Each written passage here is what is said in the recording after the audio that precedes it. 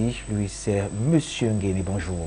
Bonjour Moto, bonjour à votre panel, bonjour surtout à nos nombreux téléspectateurs. Voici la revue de presse sur Foyo Matin.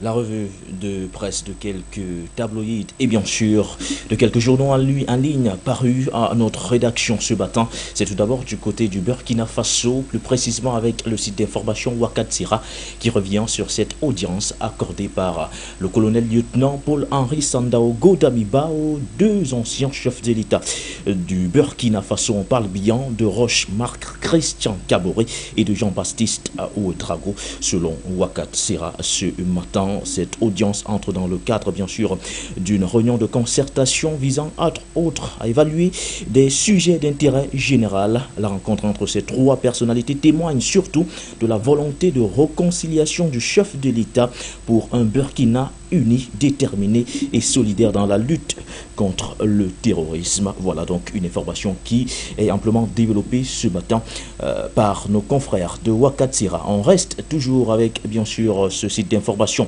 qui titre également sur la lutte antiterroriste, le ton qui monte contre les combattants incorrects. Le journal ce matin rapporte que le commandant du commandement des opérations du Théâtre National, le lieutenant-colonel Didier Yves Banoubi, a haussé le ton en début de cette semaine contre les combattants incorrects, engagés d'ailleurs sur le front de la lutte contre le terrorisme au Burkina Faso. Dans un communiqué qu'il a lui-même lu dans la chaîne de télévision nationale, le commandant de cette unité a mis en garde les éléments militaires et paramilitaires ainsi que les volontaires pour la défense de la patrie dont les agissements sont aux antipodes de leur profession, notamment les abandons de leurs positions opérationnelles et des matériels sous menace terroriste. Une information également à retrouver ce matin du côté du Burkina Faso, plus précisément dans le site d'information Ouakattsira. On quitte le Burkina pour le Mali avec nos confrères, bien sûr, Mali Web ce matin, qui titre sur la Chine et les conflits armés dans le monde, attachement au principe de la coexistence pacifique.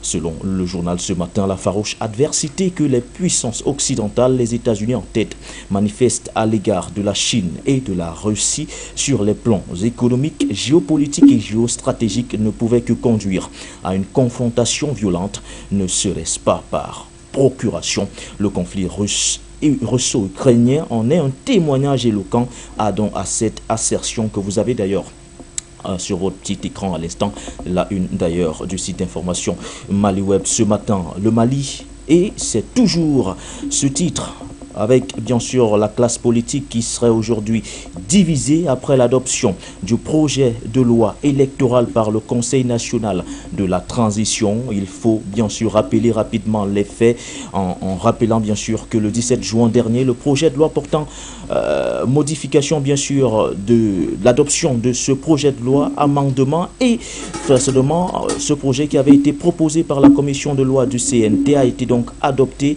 mais par contre certains partis de l'opposition ne comptent pas l'entendre de cette oreille. Mali Web en tout cas revient sur cette sortie contre ce projet de loi récemment adopté, on parle bien, par le CNT, c'était le 17 juin dernier.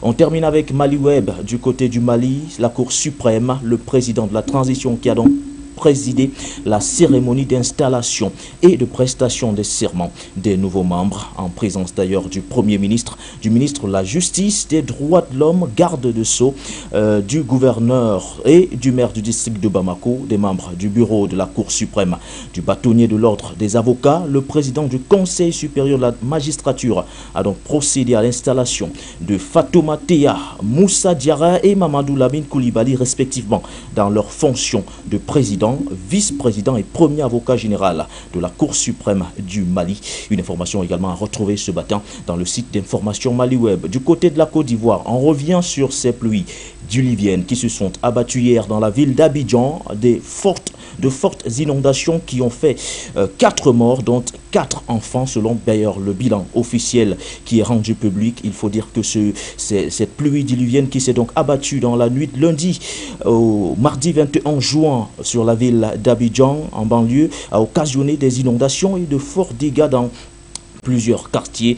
Tôt dans la matinée, la principale voie d'accès à la commune de Bungerville était envahie d'eau, rendant impossible la circulation des véhicules, mais surtout ce bilan officiel rendu bien sûr à date du 22 juin, 4 personnes décédées donc des enfants. Une information donc à retrouver ce matin dans le site d'information Abidjan.net. Abidjan.net qui revient également sur la transition fiscale dans l'espace CEDEAO, UEMOA, des mesures fortes en finalisation du côté d'Abidjan pour une meilleure gestion de la TVA et une meilleure maîtrise des exonérations. En tout cas, ce matin, selon le journal, la gestion des incitations fiscales en Afrique de l'Ouest et la définition du système fiscal de référence en matière de TVA est au centre d'un séminaire régional qui se tient du 20 au 22 juin 2022 du côté d'Abidjan. Cette rencontre qui se tient donc se situe dans le cadre de l'exécution des activités du programme d'appui à la transition fiscale en Afrique de l'Ouest,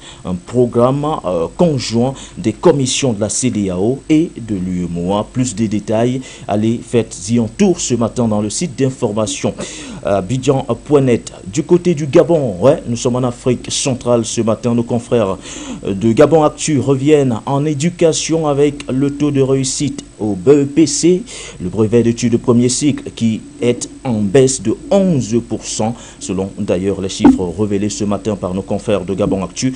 Les résultats donc du brevet d'études du premier cycle rendu public en début de cette semaine sont clairement en baisse, selon bien sûr le ministère de l'Éducation nationale. Des informations et plus de détails bien sûr que vous retrouverez ce matin chez nos confrères de Gabon Actu. Chez Gabon Review, on revient sur cette visite annoncée du président Ali Bongo du côté de Port-Gentil. Il faut dire ce matin que le conseil spécial du président de la République a donc organisé un grand spectacle autour des valeurs d'unité, de solidarité et d'engagement. C'était d'ailleurs le 18 juin dernier à Port-Gentil, en prélude à l'arrivée imminente du président gabonais dans la dite ville. Cette visite en principe est prévue pour le 25 juin prochain. Plus de détails donc retrouvés ce matin dans le site d'information Gabon Review. Du côté de la République centrafricaine, le journal de Bangui titre en sport la Coupe du monde de football au Qatar, avec certainement cette mauvaise nouvelle pour certains, le Qatar qui interdit donc les rapports sexuels pour les non-mariés durant la Coupe du monde de football. C'est en prélude bien sûr à cette compétition. Il faut dire qu'il faudra impérativement stopper la débauche durant la Coupe du monde. En tout cas, c'est ce qu'a avancé le Qatar, qui est donc resté strict. Le pays de Sheikh Tamim Ben Hamad Al-Thani, l'émir du Qatar, a donc décidé que des rapports sexuels seront officiellement interdits lors de ce tournoi, hormis bien sûr pour les couples mariés. Allez-y, mais ce matin dans le site d'information Journal de Bangui. Et certainement pour en savoir plus, Journal de Bangui, c'est également cette évaluation des démarches d'agrément des sociétés du secteur pétrolier. La réunion a été présidée par le ministère du Développement, de l'Énergie et des Ressources hydrauliques. C'était d'ailleurs du côté de la République centrafricaine.